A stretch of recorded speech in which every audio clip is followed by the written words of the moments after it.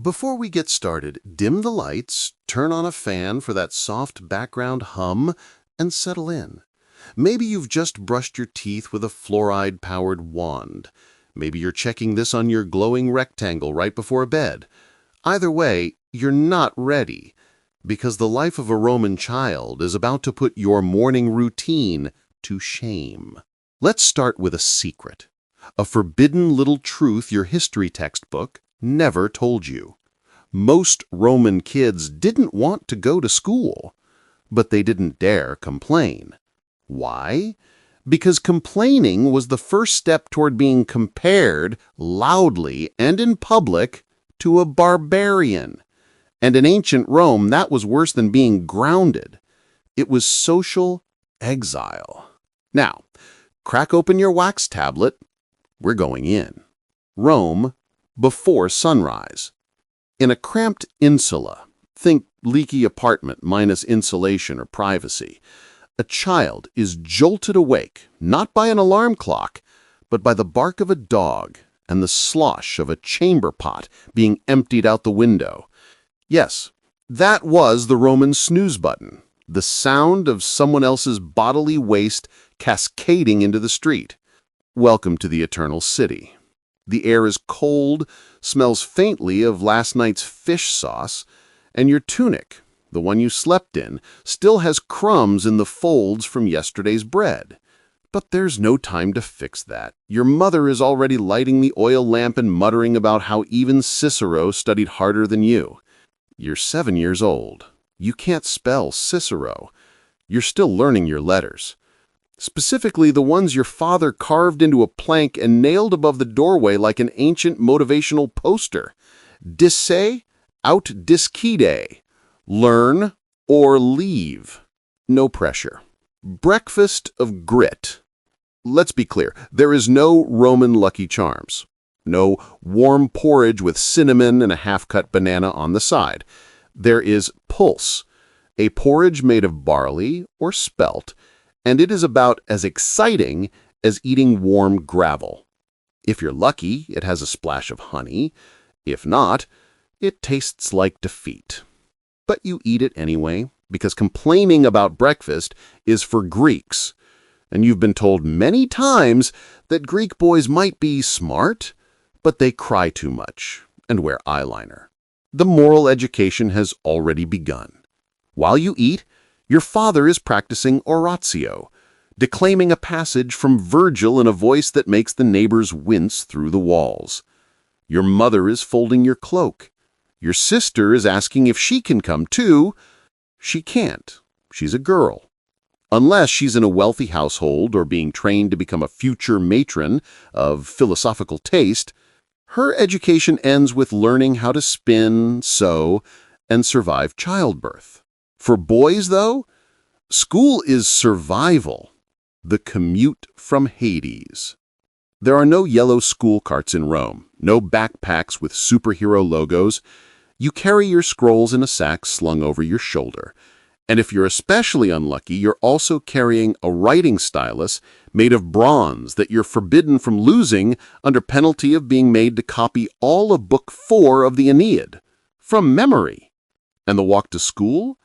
It's a labyrinth of manure, carts, stray dogs, shady vendors, and the occasional pryco, a loudmouth announcer shouting news about gladiator games, upcoming executions, and grain prices. If you're upper class, maybe you've got a slave, usually a paedagogus, trailing behind you. He's not there to carry your books. He's there to make sure you don't try to ditch school and hide out near the forum baths. He's also probably carrying a stick for motivation. School without a school. When you imagine school in ancient Rome, wipe away the image of columns and marble. Most Roman schools were held in borrowed spaces, corners of public buildings, porches, or even marketplaces. You'd be doing your Latin declensions while a fishmonger screams about sardines nearby. Desks? Not really.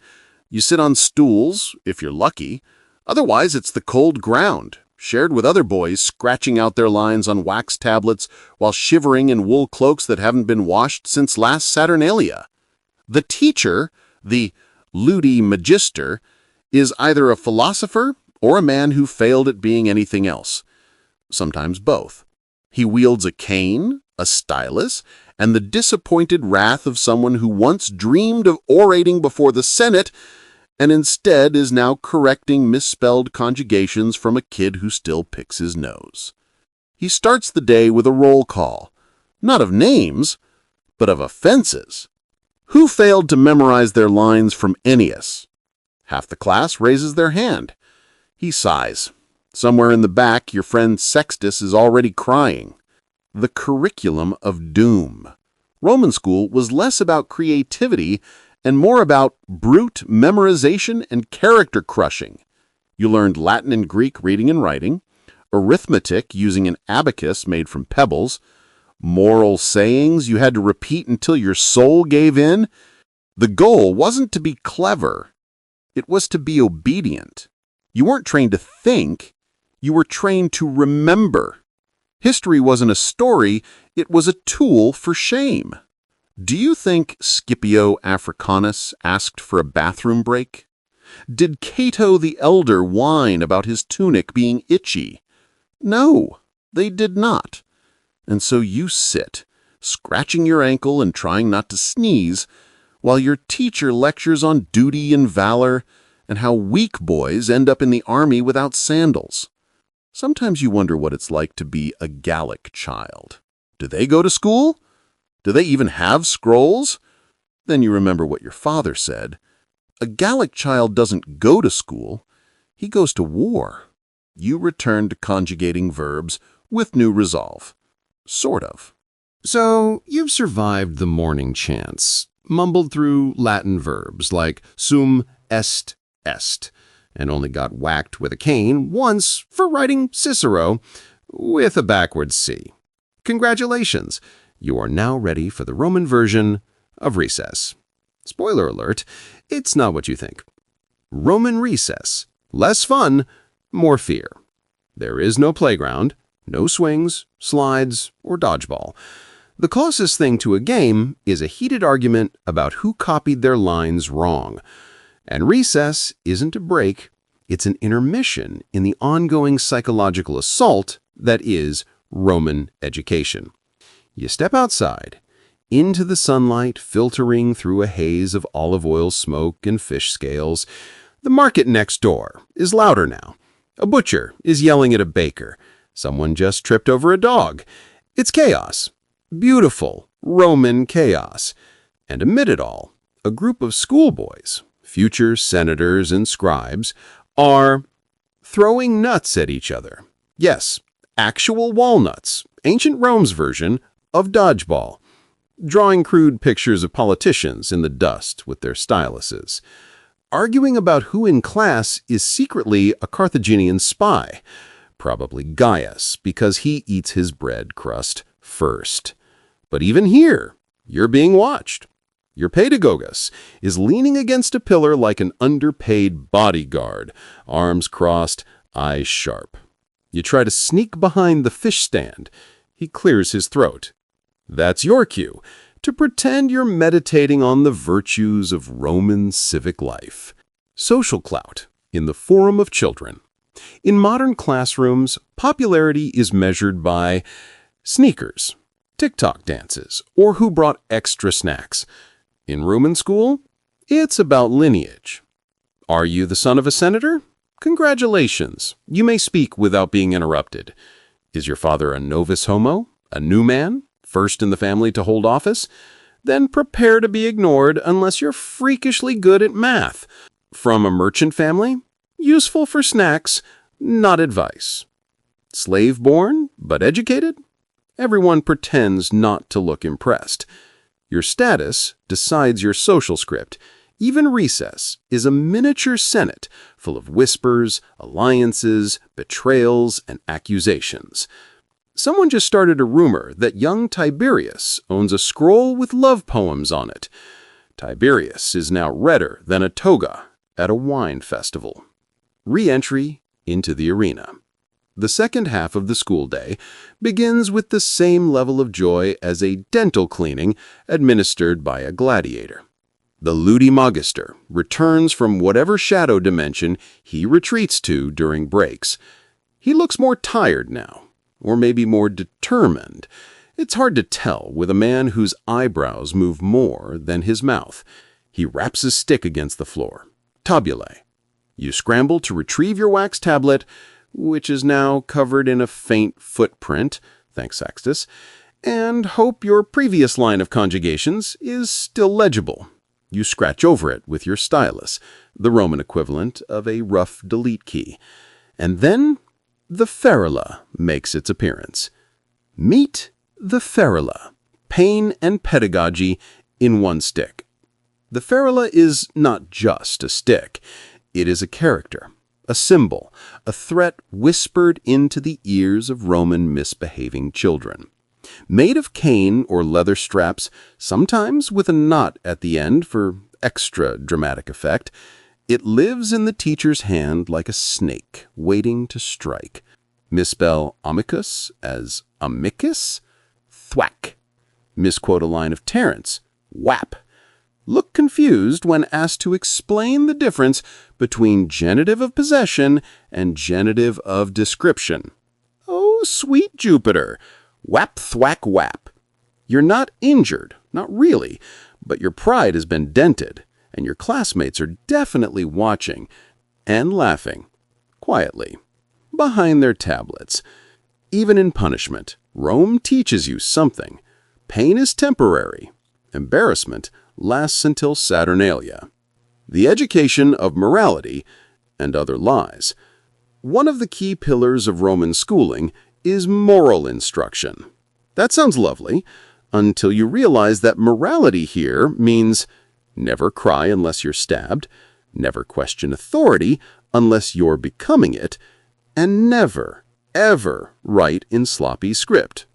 Your teacher reads out maxims between drills, often quoting from authors like Cato the Elder or Cicero. A good man keeps his word even in poverty. Leisure is the enemy of virtue. A Roman should be ashamed of idleness. You're 9. You don't know what idleness is, but it sounds like something rich people enjoy while yelling at their slaves to pour more wine. Still, you nod and copy it all down, slowly, carefully, because if you smudge the wax tablet, you'll have to scrape it clean with the flat end of your stylus, again, and again, and again, until even leisure feels like work. The hour of the rhetor.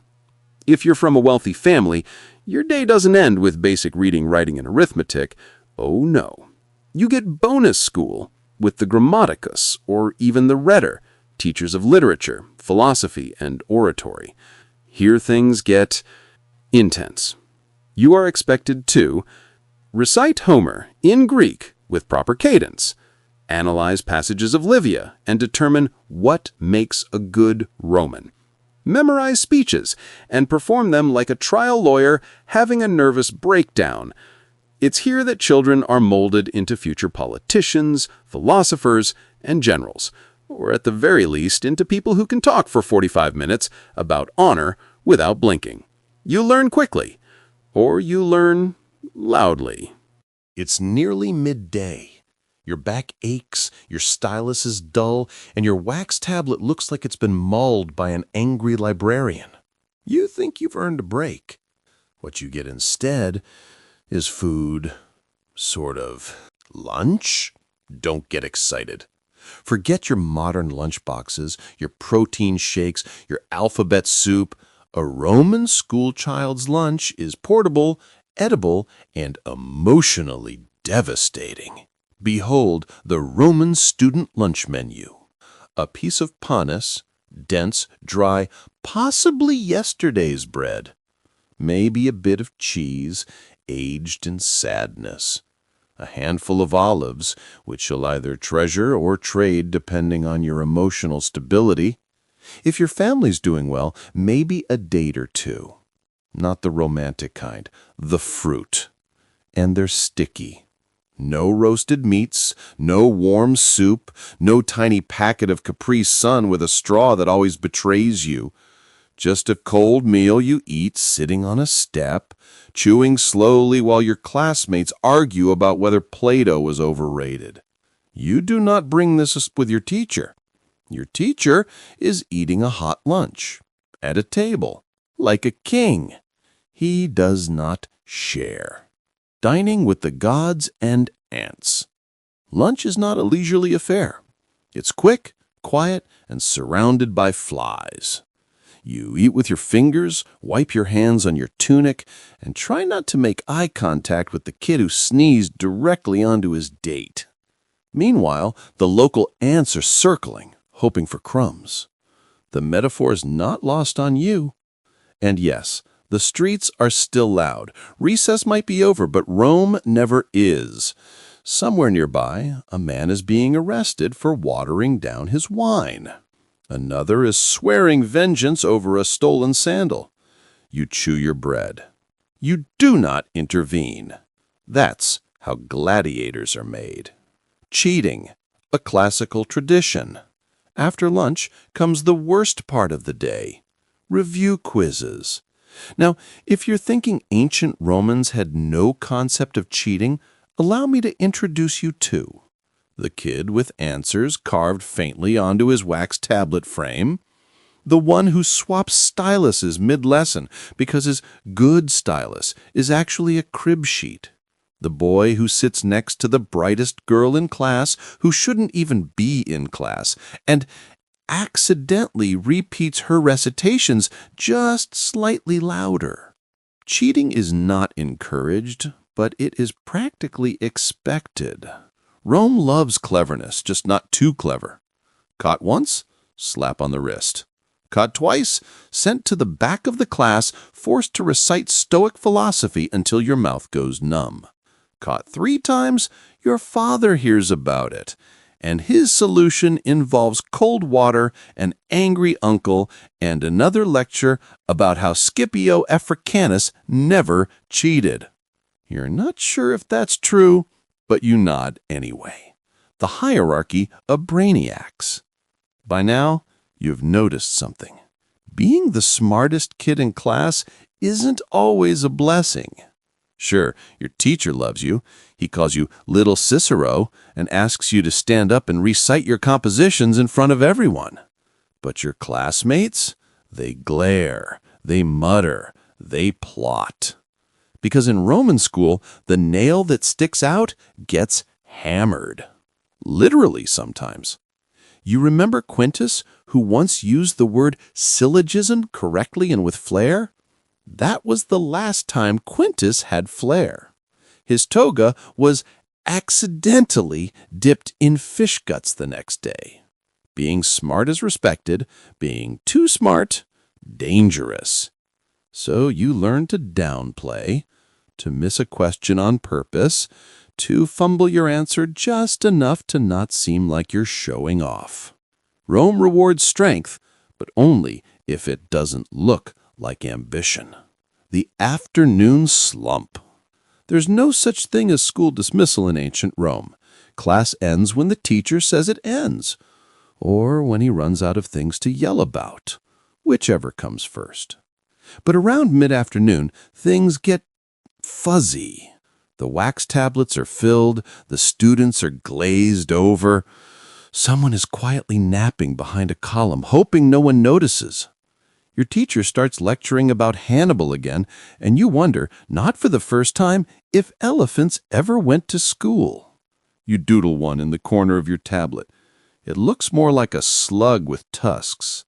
You call it Elephanticus maximus. You're proud. Briefly.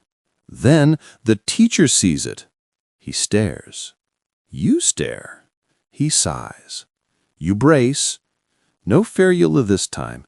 Just a long, disappointed look. Somehow worse. Philosophy for children. Yes, really. As the day winds down, the teacher decides it's time for a little moral elevation, which means philosophy for people who still think Pluto is a god, not a planet. Today's lesson is Epictetus. Specifically, We cannot choose our external circumstances, but we can always choose how we respond to them. Someone in the back mutters that he chooses to respond by leaving. He is not allowed to leave. You try to take it seriously. You really do. But you're 9. You have crumbs in your tunic. Your wax tablet smells like old figs. And your biggest worry is whether your father will notice you chipped the corner off his good stylus. Still, something about it sticks.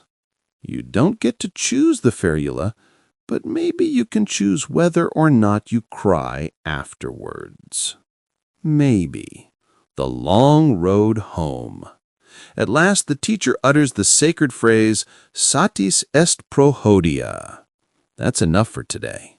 You stretch, you creak, your fingers are cramped, your brain is leaking conjugations, but you're done.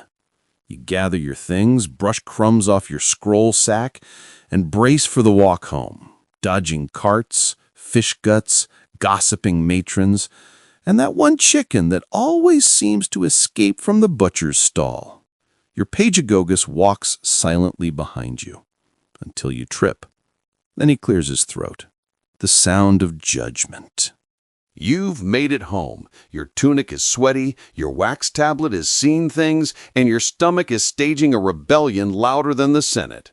But you're not done yet. In Rome, school doesn't end at school. Because every Roman household, rich, poor, or somewhere in the volatile middle, expects one thing from its children: excellence, or at least the illusion of it. The homework ritual. Your mother greets you at the door. She doesn't ask how your day was. She asks, "Did you remember your lines?" You nod. You lie. You take off your cloak, sit cross-legged by the oil lamp, and begin the evening's task, rewriting everything you just wrote in school, but neater, with annotations, in verse, if possible. This isn't busy work. It's social armor. In a culture obsessed with reputation, your schoolwork is a reflection of the family. If your script is messy, it's not just your shame. It's a stain on your father's name, your mother's patience, and your ancestors' honor dating back to Romulus himself. No pressure. Your sister watches from the side. She's not in school, but she knows how to conjugate Latin better than you do. She mutters corrections. You pretend not to hear. Fathers, fires, and feedback. Eventually, your father comes home. He doesn't knock. Doors are for plebeians. He strides in like he's returning from Gaul, not the Forum, and eyes your wax tablet like a battlefield casualty. He sits. He clears his throat. You present your work with trembling fingers. And then, silence. He reads slowly, frowns, nods, pauses at one line, the line you copied from Sextus but rewrote in your own voice. He raises an eyebrow. Did you write this? You nod again. You lie again. He seems impressed. You're safe. For now. The dinner that judges you. Dinner in a Roman household is not a casual affair. It's not pizza on the couch. It's a theatrical performance with food, family, and philosophical debate. The table is low. You recline, if you're old enough. If you're not, you sit upright and hope your elbows don't betray you. The food is better than lunch: barley bread, lentils, maybe some fish or figs. But you don't eat too fast. That shows hunger, and hunger shows weakness, and weakness is for Gauls. Topics of conversation include local gossip. Someone's goat escaped into the temple again. Senate politics. Your father has Athenians. Your performance in school. Your father has more opinions. You're asked to recite something, anything. A line from Virgil, a maxim from Seneca, a summary of today's lesson. You choose the Epictetus quote about controlling your response to hardship. You say it like you understand it. You don't. But everyone nods approvingly. Even your sister looks impressed. Slightly. The silent competition. If you're from an elite family, your parents aren't just comparing you to your classmates, they're comparing you to their friends' children. Did you hear that Marcus Junius's son is already reading Aristotle in the original Greek? Young Decimus is composing poetry in dactylic hexameter. Lucius, poor thing, still can't recite the 12 tables without crying. No one says anything, but you know you're being ranked. Quietly, constantly. Like a tiny senator auditioning for future greatness. Tutoring and the emotional damage it brings. If your family is wealthy, or if your father is very ambitious, your evening doesn't end with dinner. Enter the private tutor. A Greek, most likely, elderly, severe, underpaid, and carrying the emotional weight of having once studied in Athens and now teaching kids who think Plato is a kind of cheese. He begins with a critique of your pronunciation. You smile politely. He calls your accent barbarous. You correct it. He sighs dramatically. Then it's poetry. Then arithmetic. Then a philosophical riddle involving a dog, a shipwreck, and the nature of justice. It's like homework, but more exhausting and more insulting. You learn something, though. That's the worst part. The invisible burden of birth. Roman childhood isn't just about learning. It's about training. You are being shaped into a citizen, a soldier, a senator, or at the very least, someone who doesn't embarrass the family name by marrying a flute player. Your every move, your handwriting, your speech, your posture is being judged for future utility. Will you serve the Republic, or will you fail it? No one says it outright, but it hangs in the air like incense in crushed ambition. This is why your family tolerates your mistakes, but never your laziness. It's why your mother tells you that even Cato the Younger wept over his grammar exercises, but only once. It's why your father reminds you that being born Roman is a privilege, and failing at it is a kind of treason. You nod. You understand. Again, you don't. But you nod. Dreams of escape. And the reality of scribes. By the end of the evening, you are done. Not figuratively, literally. You have read, written, copied, recited, and survived another Roman day. You lie on your cot, surrounded by scrolls, a half-eaten fig, and the vague scent of oil lamp smoke. You wonder what it's like to be a scribe. They work with words. They sit in shaded rooms. They don't get slapped with the ferula. Probably. Maybe someday, you think. Then you remember what your father said about scribes. Useful, but unimpressive. You sigh and pick up your tablet again. One more line of poetry for practice. Because tomorrow is another school day, and Rome is always watching. Another day begins. The sun rises over Rome's tiled rooftops. Merchants shout, chickens panic, and a Roman child, barely 10, begins reciting Cicero before his teeth are even brushed, assuming, of course, his family could afford toothpaste made of crushed bones and vinegar. This is not overachievement, this is survival. Because in Rome, every school day inches you closer to the most terrifying moment of your young life, your rhetorical debut. Yes, that's a thing. Let's begin. The day of the recitatio.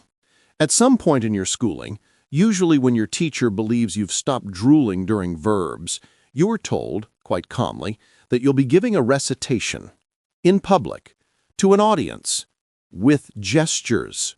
It is not optional. This is called a recitatio. Think of it as a terrifying mix between a TED Talk, a middle school play, and an ancient Roman funeral speech, except you're the one being buried if you mess up. You were told to pick a subject, a historical figure, a moral virtue, a tragedy.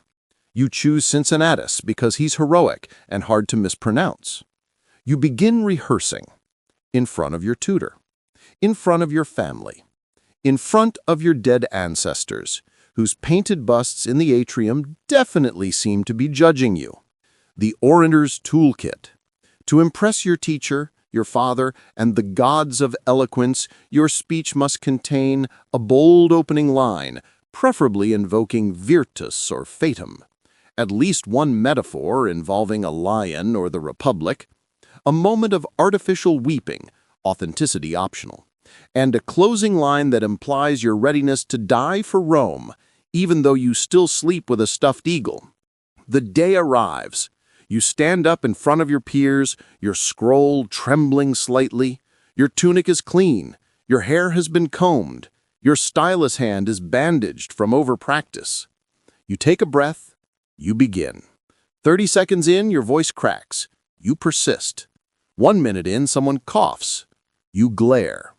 2 minutes in, your tutor nods. You finish with a booming line about honor and destiny, and something about wheat. Applause, mostly polite. Your teacher claps once and says, acceptable. You will remember that word for the rest of your life. Rites of passage, the toga virilis. For Roman boys, school isn't just about learning. It's about becoming. And that transformation is marked by a ceremony so symbolic, so stressful, that it makes your recitation feel like a warm-up act. Welcome to the toga virilis ceremony, the moment a Roman boy becomes a man. Sort of. Around age 14 to 16, if your family believes you are sufficiently literate, sufficiently moral, and sufficiently unlikely to embarrass them, you are presented with your first adult toga, the plain white toga of a Roman citizen. Gone is the striped toga praetexta of your youth. This is the real deal. You parade through the streets with your family, from your home to the forum, often stopping at temples to give thanks and pray for wisdom and, let's be honest, not messing this up. Your name is added to the census. You are now a citizen. You can vote. You can be tried in court. You are eligible for military service. You are a Roman man. Also, school isn't over. Not even close. The education that never ends. After receiving your toga, you're faced with options. 1. Apprenticeship. Start learning your father's trade, whether it's law, medicine, real estate, or yelling about grain prices in the forum. 2. Continue studying with a grammaticus. Dive deeper into Greek tragedy, Roman law, and the art of making other people cry using only your vocabulary. 3. Enter a rhetorical school. If your family has political ambitions for you, this is your next destination. There, you'll study under a rhetor, learning how to speak persuasively, argue convincingly, and win debates using obscure references to the Iliad. This next phase is not mandatory for all boys, but if your father has ever used the phrase, "our family name," then congratulations, you're enrolled. And yes, there will be more recitations. Girls and the ghost of education. What about Roman girls? Well, that depends entirely on your family's wealth and philosophy. If you're from an elite household, you may have private tutors, you may learn to read and write, and you might even study philosophy, but only if your father is extremely enlightened or extremely rich. If you're from a modest background, education ends early. You're taught to manage a household, spin wool, and survive childbirth. But even then, girls absorb education by proximity. They listen, they learn, and many of them later in life will prove more educated than their husbands, quietly, of course. Because Rome doesn't openly celebrate female intellect. It just occasionally writes poetry about it. The emotional report card. There are no grades in Roman school. There are slaps on the hand, public praise rare, private disappointment frequent, and a lifetime of whispered comparisons to better students. Your accomplishments are recorded in memory, not paper. Your worth is measured in composure, discipline, and how confidently you can quote Horace while pretending not to be terrified of everything. And yet the pressure doesn't break you. Not always. Because one day, you dream, you'll be the one standing at the front of the room, not as a student, but as a man. A Roman. There is no Roman word for graduation. There is no diploma, no framed certificate with your name on it, no dramatic hat toss while shouting Ave atque vale. Instead, there is legacy. Because Roman education doesn't end, it mutates into ambition, into expectation, into the invisible code that guides your entire life, like a scroll unrolling forever. From student to citizen, you're now a vir, a man, technically. But Rome doesn't care about your age. It cares about your use. Can you argue in court? Quote Plato in Greek? Compose a speech that makes an old senator weep into his wine? Can you stand in the forum and hold your ground, not with weapons, but with words? Then congratulations, you've passed the final exam. If not, well, maybe there's still a future in selling olive oil. Career Paths, Roman edition. The path you take now depends largely on one thing: your father's connections. Politics. If you've been trained in rhetoric and your family name carries weight, you begin as a quaestor, then claw your way up the cursus honorum, all while publicly pretending not to want power. Law. You argue cases in the forum, using your training in logic and Latin to win orations and influence. And yes, you quote Cicero, often. Military. The battlefield where your education may seem irrelevant until you're writing letters home that get posted in the Senate. Scholarship. If you're lucky or poor, you continue studying, maybe in Alexandria, maybe under a Stoic philosopher who eats only boiled lentils and speaks in riddles. But no matter what you do, soldier, senator, or scribe, you carry school with you. You never truly leave the classroom. Rome just makes the walls invisible. How Roman education shapes the empire. Rome didn't conquer the known world with swords alone. It did it with fluent rhetoric, moral conditioning, and a brutal obsession with memory and hierarchy. The Roman child who memorized Virgil becomes the Roman man who governs provinces. The boy who learned to recite oaths becomes the general who inspires troops. Even the poor student, the one who barely understood arithmetic, knows enough to spot a crooked scale at the market. Rome taught its children to endure, to perform, to conform, to obey, and occasionally, when the stars aligned, to lead. Education wasn't just about literacy. It was about building a shared reality, a culture so cohesive it survived assassinations, fires, invasions, and emperors who thought they were gods, all because the kids memorized their lines. The adults who still hear their teacher's voice. Even grown Romans, senators, magistrates, philosophers, will reference their childhood lessons. They'll quote their old magister mid-speech. They'll invoke the 12 tables in legal disputes. They'll recall, sometimes fondly, sometimes with twitching eyelids, the feel of the ferula on their palms. Because that's the true final exam. Can you take what you learned and make it look effortless? Can you debate, persuade, and endure, all while wearing a toga and pretending not to sweat? If so, you are not just educated, you are Roman. Legacy through learning. Your children will follow in your footsteps. They will wake before dawn. They will recite the same maxims. They will sit on the same stools, grip the same styluses, and copy the same lines again and again and again until the wax wears thin. And when they complain, you'll sigh and say, "In my day, we didn't even have cushions." Because Rome isn't just a place. It's a program. Education is its code. And you, former student, are now both user and developer.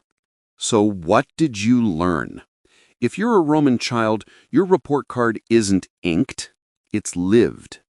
You learn to speak before you're ready, to endure discomfort without complaint, to recite beauty in dead languages, to accept correction with grace, to perform under pressure, to memorize until you forget who you used to be. Was it fair?